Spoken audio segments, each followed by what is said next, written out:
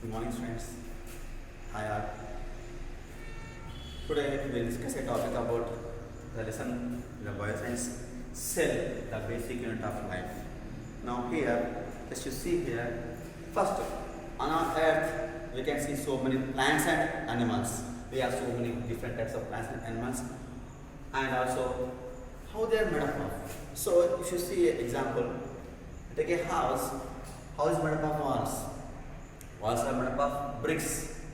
Bricks are made up of soil particles, soil particles, muddy, tired.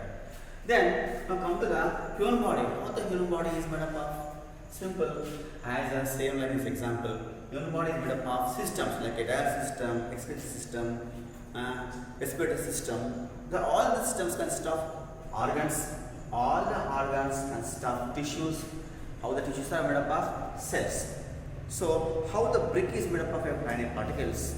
In the same way, our organs are also made up of a tiny cells called as cells, living cells. Living cells. Now come to the point. How can we see that? Can we see the cells now? No, we cannot see the cells. So how can we see the cells?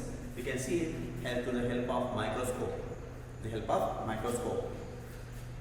So first, the Robert Hooke discovered microscope, and he observed oak tree. In that he observed the cork cells. How he look like the cork cells? You see the small tiny room-like structures. First he observed and he surprised. What are these gaps? What is rooms-like structures? So he named them rooms like a small gaps called as cells. In the Greek, the cells means a small room. Later, our A.V. Leeuwenhoek also made somewhat improvised microscope and he observed first microorganisms. Then all the world came to know that the new organisms also surviving in this world along with the plants, animals, some microorganisms also living with us, around us. Now come to the things. We can also observe them.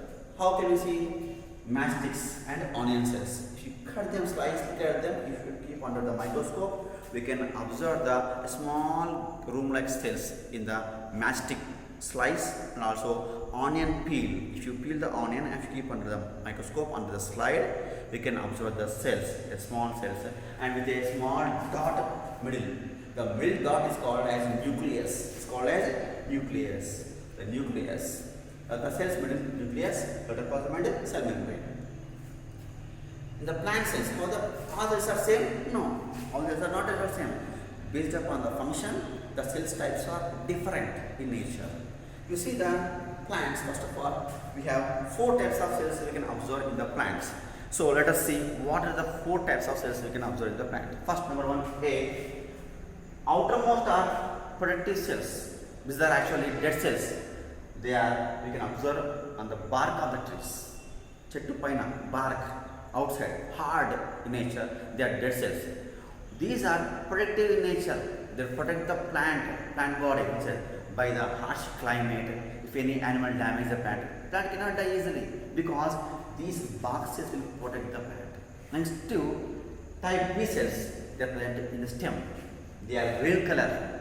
Why they are green color? Already we learned in the lower classes that photosynthesis, how the plant prepared food by the process called as photosynthesis. Photosynthesis. With the help of sunlight and CO2, water and soil particles, the plant prepare food. That is called as photosynthesis. That's how these type B cells are helpful. And type C cells are vascular cells. These are like a blood vessels in our body. These are also 2 types of cells we can observe. Xylem and phloem cells. Xylem transports the water, phloem transports the food, because these cells help the plant to get the food and water. That's how these types of cells. And D cells, type 4 types of cells are called as center cells. In the center, they give support or strength for the plant. How the body we are standing, because we have made up of bones, they give a structure for the body. The same way, these cells also give structure and stiffness for the plant to stand erect in the soil. That's how.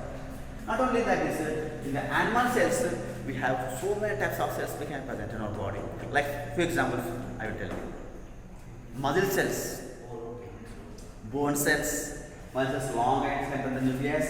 Both cells are hard in nature, and nerve cells are also very long in size. The longest in our human body are nerve cells.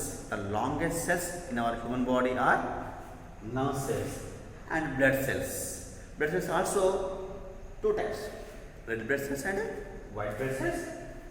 Red blood cells. What is the function of red blood cells? They transport the oxygen, food, same like xylem and phloem in the plants. We have red blood cells. They transport the oxygen and food to each and every part of the body. And white blood cells, there are two types: granulocytes. Granulocytes. Later we will discuss about the deep about these topics. And these are protects our body from the diseases.